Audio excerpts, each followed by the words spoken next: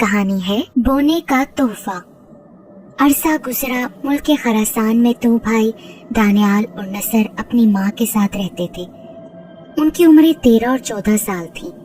वो बाप की तरफ से वुरसे में मिले छोटे से कतई अराजी पर सख्त मेहनत करते थे, लेकिन बहुत कम कमा पाते। दानियाल को पढ़ने का शौक था, लेकिन उस गांव में मदरसा नहीं था और उसके हालात भी ऐसे न थे कि कहीं जाकर तालीम हासिल कर सके। जबकि नसर जल्द अमीर हो जाना चाहता था। वो हमेशा अच्छे कपड़ों और खानों के ख्वाब देखता था। एक दिन अचानक उनकी माँ का भी इंतकाल हो गया। अब उनके लिए इस गांव में रहना दुश्वार हो गया। उन्होंने अपनी जमीन बेची और अच्छे मुस्तकबिल की तलाश में निकल खड़े हुए। कई दिन के सफर के बाद वो एक जंगल से गुजर रहे थे कि किसी के चीखने की आवाज सुनाई थी। कोई मदद के लिए पुकार रहा था। उन्होंने इधर उधर नजरें दौड़ाईं, लेकिन कोई नजर न आया। ऊपर देखा तो ये देखकर हैरान रह गए कि एक बोने को चील अपनी चोंच में पकड़े उड़ी जा रही है। ये देखकर उन्होंने चील पर तीर बरसाए। चील ने घबराकर बोने को छोड़ दिया। बोना नीचे गिर रहा था कि दोनों ने अपनी चादर फैला दी। बोना उसमें आन गिरा। वो बहुत घबराया हुआ था और खौफ से थर थर कांप रहा था। नसर बोला, घबराओ मत, तुम्हारी जान बच गई है। बोने ने उसे गुस्सीली नजरों से देखा और बोला, मेरी जान को खतरा नहीं था, तो फिर चील तुम्हें क्यों ले जा रही थी? दानियाल ने पूछा।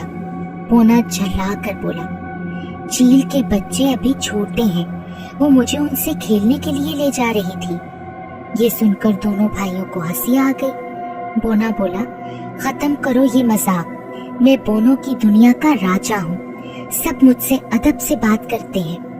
दानियाल संजीदा होते हुए बोला, अच्छा राजा साहब, फरमाइए, अब हम आपकी क्या खिदमत करें?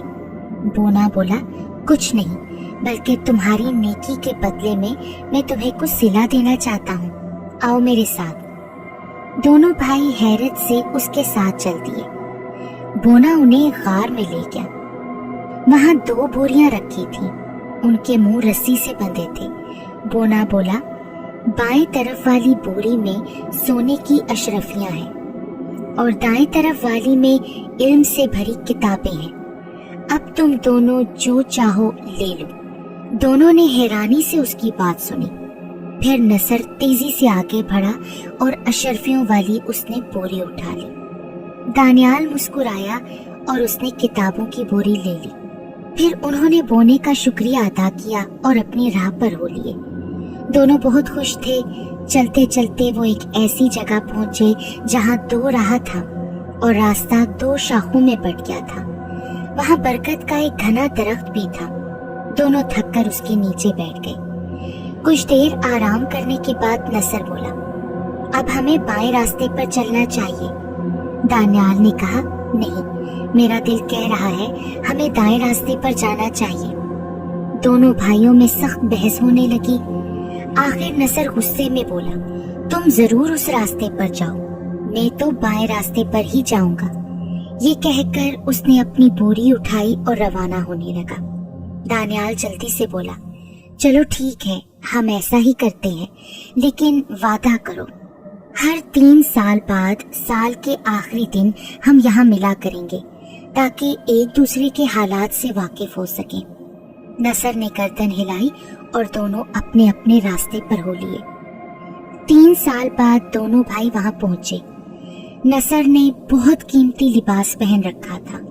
वो घोड़े पर आया था, जबकि दानियाल आम से लिबास में था। वो कुछ कमजोर भी हो गया था। पहले उसने अपनी कहानी सुनाई। मैं दाएं रास्ते पर चलता हुआ एक शहर में पहुंचा। वहां शहर की सबसे बड़ी दरसगाह थी। मैंने वहां दाखिला ले लिया। मेरी जहानत को देखते हुए उस्ताद ने मेरी फीस माफ कर दी।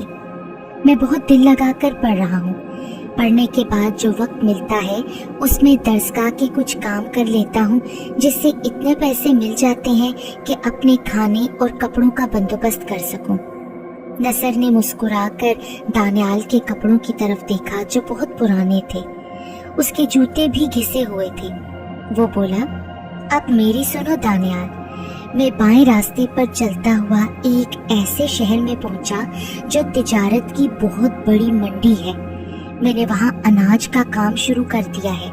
अब मैं बहुत दौलत कमा रहा हूँ। मैंने अपना घर भी बना लिया है। अच्छा खाता हूँ, अच्छा पहनता हूँ, लेकिन मुझे लोगों की पहचान नहीं है।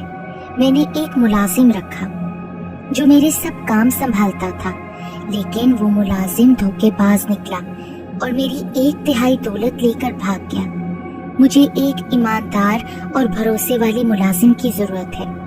तुम अपनी पढ़ाई खत्म करो और मेरे पास आ जाओ, मैं तुम्हें अच्छी तनख्वाह दूंगा। दानियाल बोला, नसर भाई, तुम्हारी तजवीज तो अच्छी है, लेकिन मुझे अभी और इल्म हासिल करना है।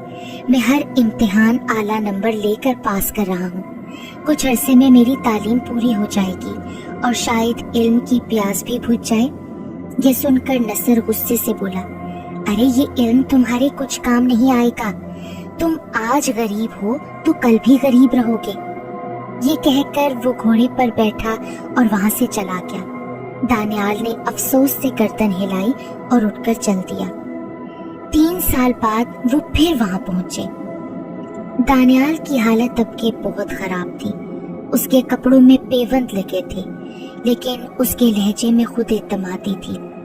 उसने बताया कि उसने कुछ और दर्जे पास कर लिए हैं और उसे दर्सगाह का सबसे काबिल तालिब इल्म का एजाज मिला है।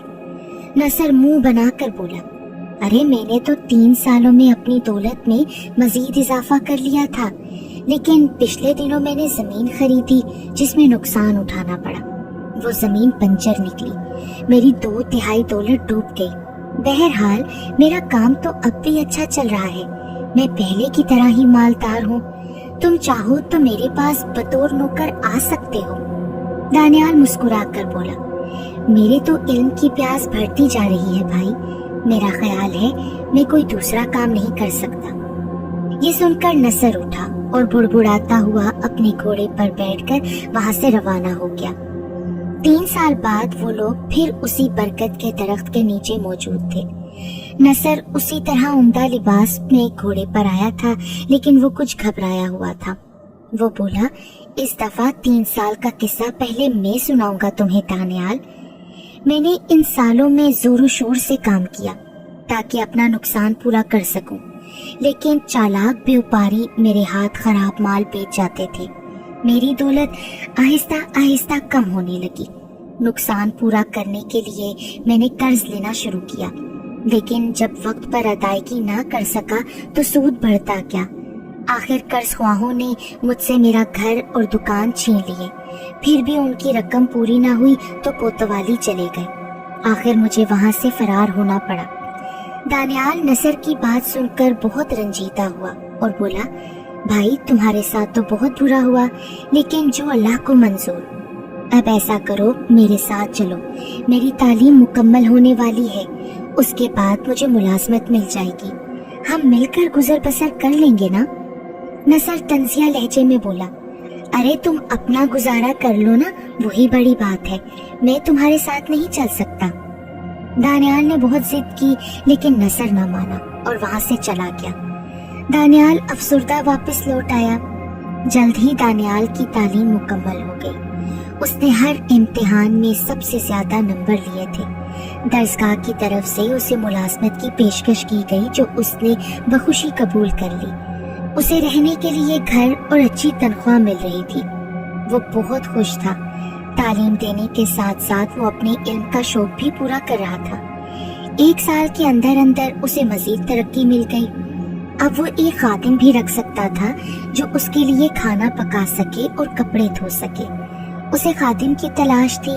उसने अपने एक साथी उस्ताद से दरख्वास्त की कि किसी आदमी का बंदोबस्त कर दे। एक दिन साथी उस्ताद ने एक आदमी को उसके पास भेजा। दस्तक सुनकर दानियाल ने दरवाजा खोला। बाहर सर पर पगड़ी बांधे बड़ी सी दाढ़ी वाला एक आदमी खड़ा था। दानियाल को देखकर वो घबरा गया और पलटकर वापस जाने लगा। दानियाल भी उसको देखकर चौंका और जल्दी से बोला, नसर रुक जाओ। उसने भड़कर अपने भाई को रोका और अंदर बुला लिया। तुम्हारे ऊपर क्या बीती है और तुमने ऐसा हुलिया क्यों बना रखा है, जबकि तुम्हारे पास तो बहुत दौलत थी? नसर ने रंजीदगी से बताया कि कर्ज ख्वाहों ने उसका पीछा नहीं छोड़ा। वो उनसे छुपता फिर रहा है और छोटे मोटे काम कर रहा है। दानियाल बोला, तुम मेरे साथ रहो भाई, मैं तुम्हारे लिए कोई काम ढूंढूंगा और हम मिलकर कर्ज भी उतार देंगे। नसर के आंसू बहने लगे। कहने लगा, मैं गलती पर था मेरे भाई, मैंने लालच में अशरफियों की बोरी चुनी। सिर्फ अमीर होने से ही कुछ नहीं होता। अगर इंसान के पास इल्म और अक्लो शऊर ना हो तो वो दौलत भी उसके लिए कोई फायदामंद नहीं रहती। कम इल्म और कम अक्ल होने की वजह से मैं दौलत से कोई फायदा नहीं उठा सका। मैं अब तुम्हारी मुलाजमत करने के लिए भी तैयार हूँ। दानियाल ने कहा, नहीं, तुम मेरे भाई हो, तुम यहाँ भाई बनकर रहोगे। मुलाजिम तो मुझे बहुत मिल जाएंगे, लेकिन भाई और नहीं मिलेगा। नसर भड़कर